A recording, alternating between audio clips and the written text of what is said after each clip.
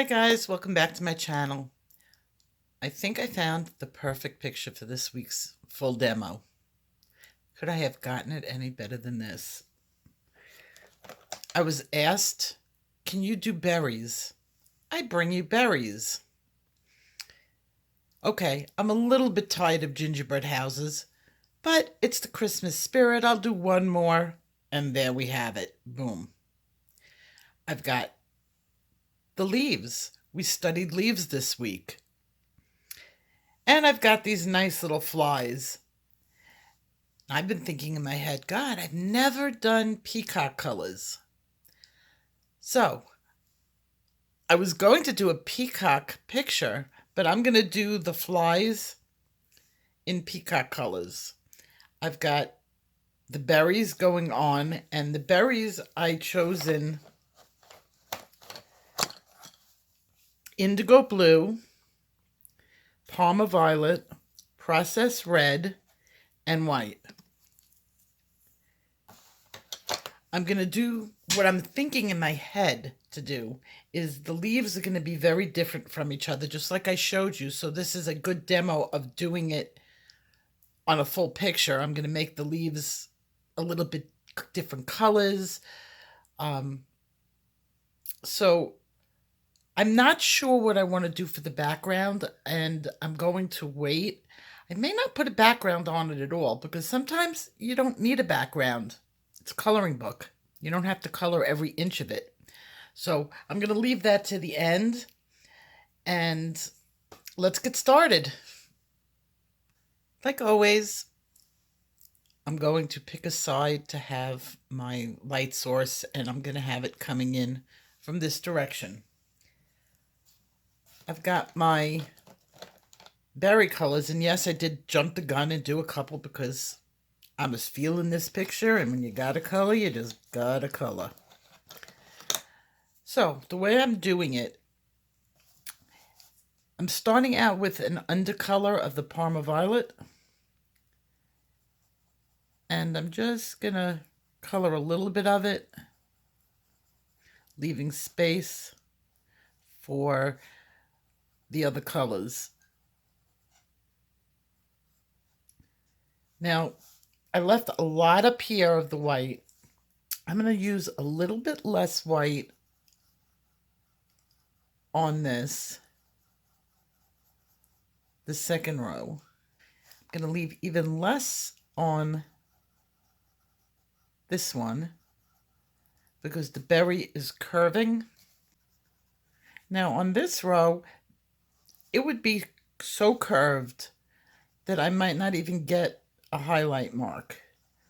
So I'm really going to saturate it with color and not that much light. So I have a gradation going on. I'm going to get out my processed red, and I'm going to get some red going in there. And just make sure I have a good second layer on there so that I'm going to blend up with the white once I get the indigo blue in there. Now, I know the other person, or I believe the other person who asked me about the berries was looking at a different berry. And I will demonstrate that one in another video. Okay, now I'm getting out my indigo. And I just want that on the very outside because I'm going to smear it into the circle. This is where I'm using my white as a tool. And now I'm going to have it a little heavier over here so that it smears light very dark because I'm going to get a good color blend because this berry is so tiny. Now I'm going to take my white and I'm going to go to town with it. Make sure everything blends well with no hard lines. See, I still have a little bit of the light spot on it, but it doesn't have a lot of wax on it, and you see it almost disappears on the bottom.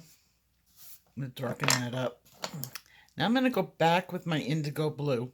Since my light is coming in this way and I have a shadow going this way, I'm going to take my blue and very lightly, I'm going to make sure this side of the berry is like tinted. Now this is going to look very good against this because the light's going to come in this way. This side is going to be light hitting up against the dark, and it should pop. Now I'm going to get in here with the dark because of course no light would go onto the inside. Okay, and the last thing I'm going to do is add that Posca. My Posca is getting very light when it comes down here. Almost nothing, but I want to give it a little bit of life. A lot more on this side. Okay, and then we'll start another one. I'm going to speed it up now.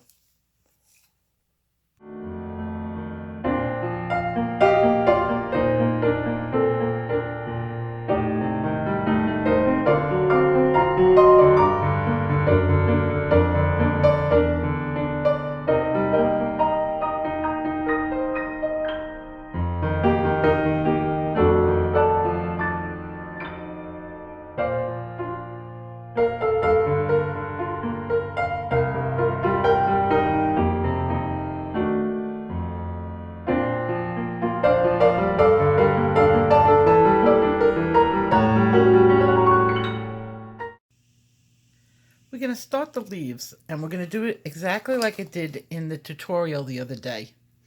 I picked out a palette of dark green, apple green, chartreuse, and 20 cool gray.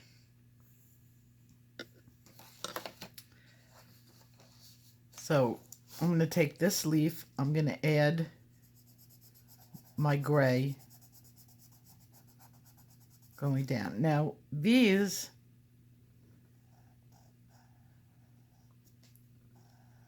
I'm also going to have stick out.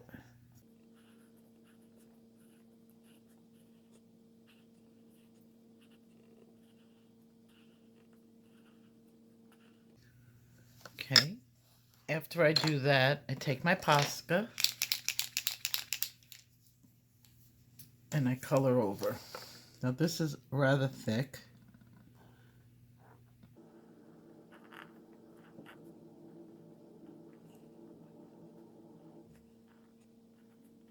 Now I'm going to take my dark green, just like I did before, put it up against where the Posca is slightly raised.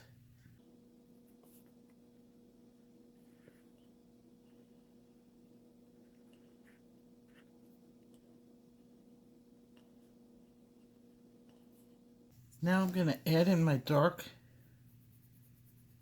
where I want it.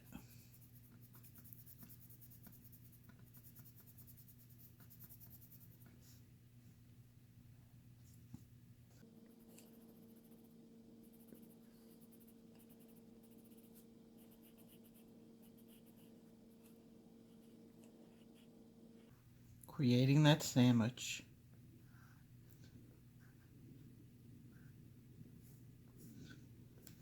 Okay. Now I'm going to take my gray and I'm going to fill it in.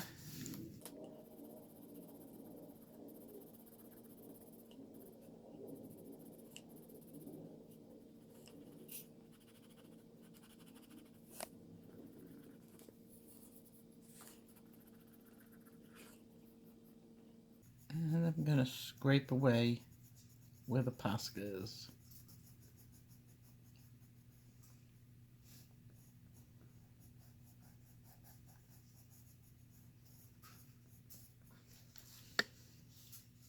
Now I think I'm going to want light on the outside, just for this one.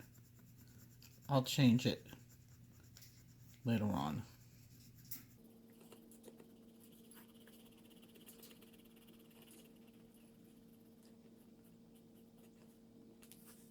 I'm going to go back in with my dark.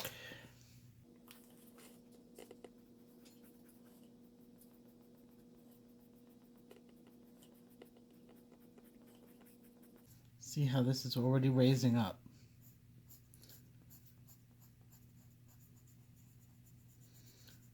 And we're going to do the same thing on that side.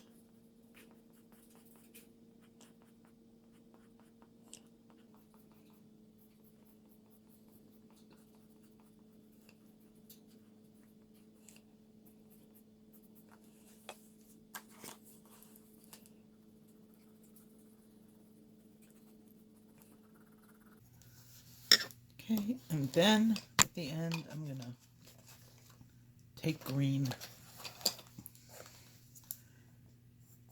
and I'm going to tone it down.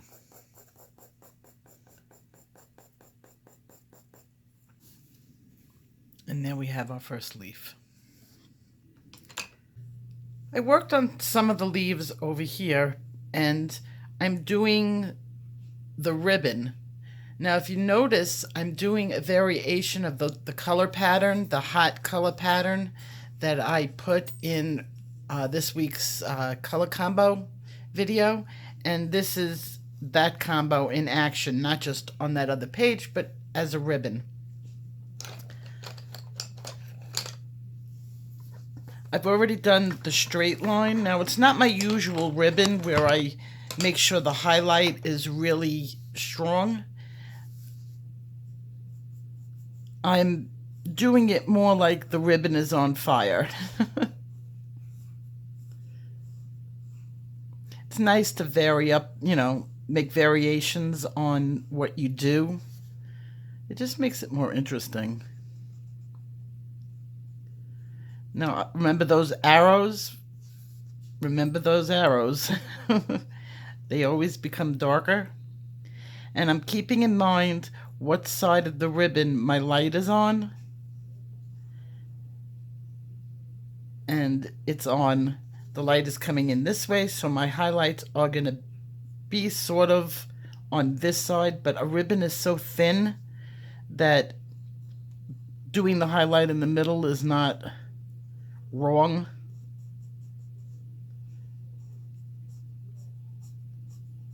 You know, even if you mess up a little bit and you put the, you know, the highlight on the wrong side, it's not going to really show up that much.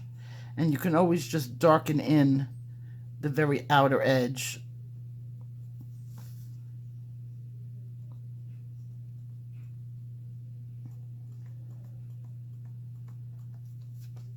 Remember, the middle of the ribbon, because of the way it's bending, catches the light in the center because it's bending this way. The other ribbons are bending this way. When it bends this way, your highlight goes this way. When it bends this way, your highlight bends that way.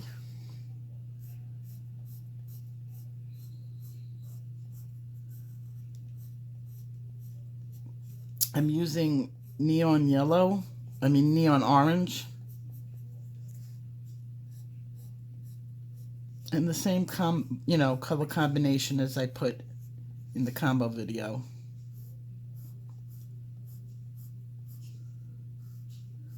This pencil should be a little bit sharper. That would involve reaching over to my pencil sharpener. The first color I used was Crimson Lake. You know, you can use any variation of that. You know, the Crimson Red works also. It's just a little bit lighter. Just toning it down a little bit. I could feel myself, because I'm using a dull pencil, and I really shouldn't, I can almost feel the tooth on the paper wearing down. It's weird.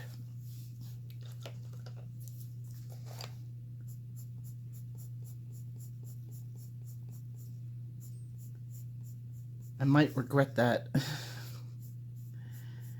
Being lazy.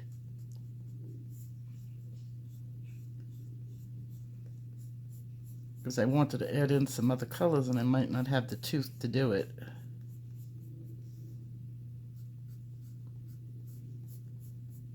Okay. Now I'm going to go dig through my mess here and find my, well, I can use dark umber. Indigo blue is good. It's better.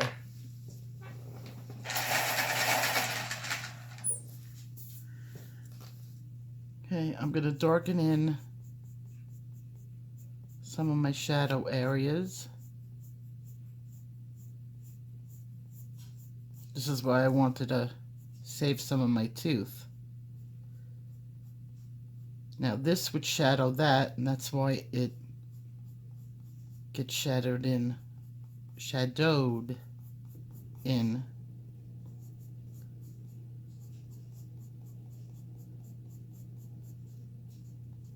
And this curves, so under here would be shadowed. Once you get the concepts of where to put them, it really becomes easy. Now, I don't know why this ribbon seems to go underneath that board of the house, but it might have just been a goofy thing that came out in the print. Now this would go underneath. Not 100% sure how this thing ties on, but kind of should have gone over the entire house. But I'm just being a brat. Overly critical where I shouldn't be.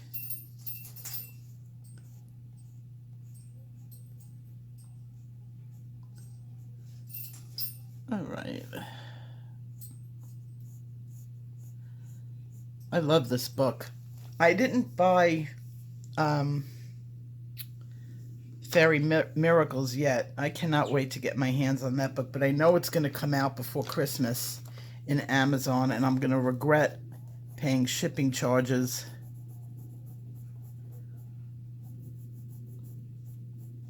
So I look at it, I look at the cover, I look at the art in it, and I say, oh, just go for it. Just go get it now. And then the sensible side of me says, you're going to waste your money and regret it. Okay, I like that. Just want to get this a little bit more shaded. Not shaded, blended. I went in a little bit too dark in here. But when I get the other colors on the house, that's not going to seem so dark. Remember, seesaw effect. Okay, I'm going to keep going on this, and I'll come back when it's time for me to do, I think, the house next.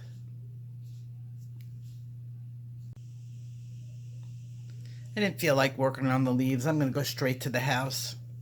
I'm going to do it in the gingerbread colors again, because this seems to be gingerbread week.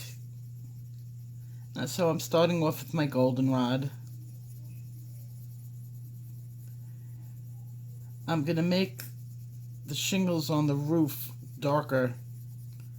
I'm going to do the whole thing in the undertone gingerbread colors, and then I'm going to darken up the roof. And that's why I said it really didn't matter that this looked dark now, because when I go to the roof and darken up the roof, it's going to neutralize going too dark on the ribbons. That's why I tell you all the time, never use your black at the beginning, because you don't get the seesaw effect, because there's nowhere to go. Okay, I'm working with two more colors. One is sienna brown, and the other one is dark brown. The sienna brown is the next color I'm going to use, or I did use a little bit on here. And I'm going to just toast up the sides. Sienna brown has a little bit of red in it, so it'll pick up the red in the ribbon.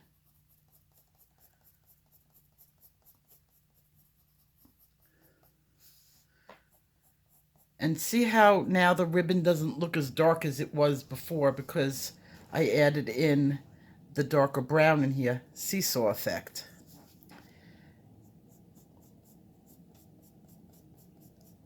And I just want to get it so I can get the middle to look really bright. And I don't do that by adding pencil to the middle. I do that by darkening the edges, at least for now. Okay, after I get that done on the roof, and I'm kind of happy with it now because I worked on it a little bit before I turned the camera on. I'm going to take my dark brown, and you see the roofing shingles? I'm going to go right underneath the roofing shingles. And I'm going to darken that up ever so slightly so that you start getting more of a definition on them. How many of you guys turned your heat on this week?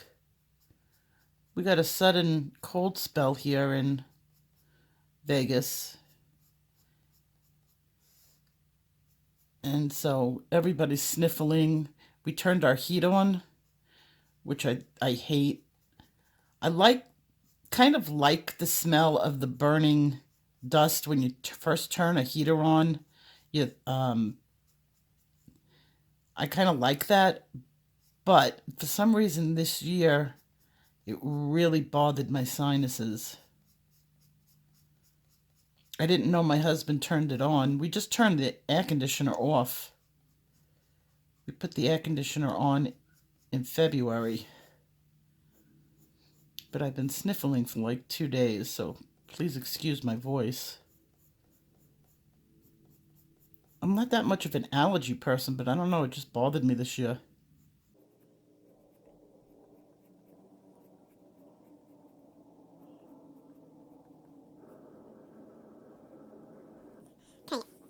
The next step after adding the brown, I'm going to go in and I'm going to add a little bit of gray. If I can find my gray pencil. My desk still looks as bad as the other day. Okay, we got a 90% cool gray going on here, which I really should be using French, but oh well, we'll go with the cool. Rules are meant to be broken. I'm going to go slightly underneath the brown.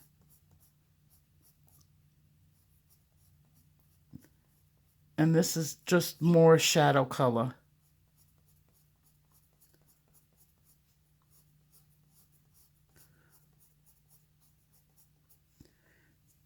And I'm also going to take it in a little bit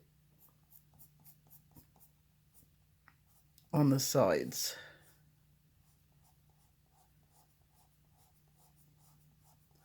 It's going to add more dimension to it.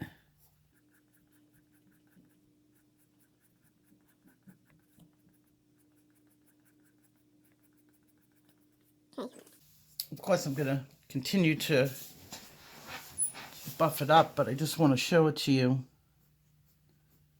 how I'm going to do this step.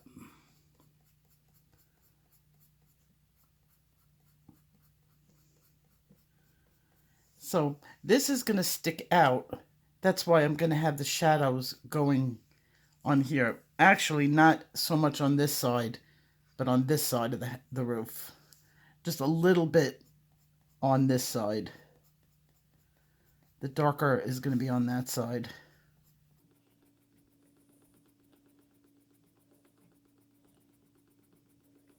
Okay. I like that. And now I'm going to darken up that side. Just twirl my book a little bit. When I'm not on camera, my book spins on my desk. I don't have that luxury when I'm using my camera. The cool gray is not so bad. I was a little worried with it because the rule is French gray with the browns because they're nature colors. So probably cool gray would have been my last choice, but it's not that bad.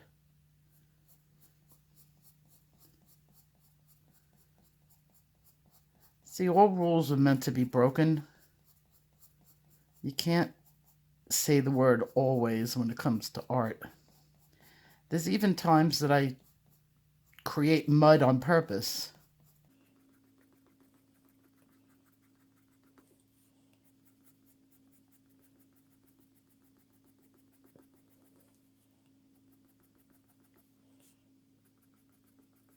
Create a slight shadow for the ribbon. See, everybody who's always so afraid of shadows, they're not so hard to do, and they're not so scary that you should avoid them.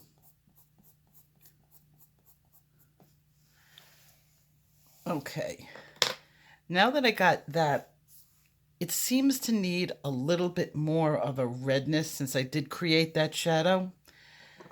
And I'm going to lightly take my, I don't want Crimson Lake, I just grabbed that color. Let's see.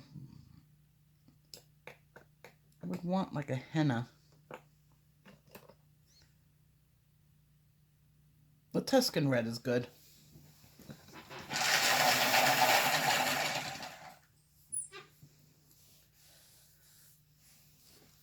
And I want to get a little bit more of the red on top of the brown and the gray. But the sienna brown is not red enough. This just takes a little bit of the gray off, but maintains the darkness.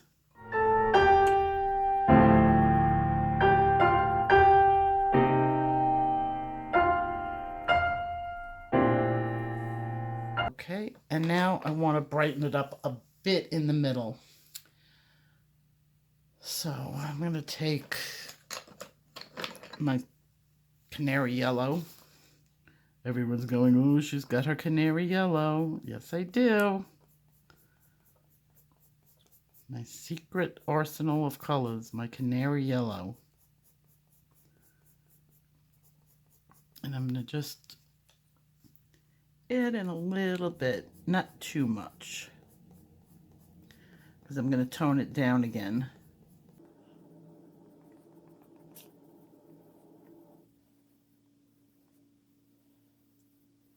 See, here's where I run a risk. I added that cool gray to where I'm adding the yellow. Gray and yellow doesn't always work out well. Where is my goldenrod again? Okay, I got my goldenrod.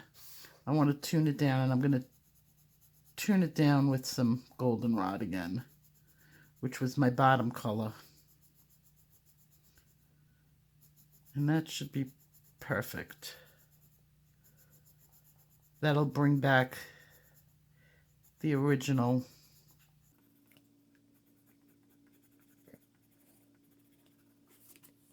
There. Okay, so now I'm going to do it to the other side, but not as drastically.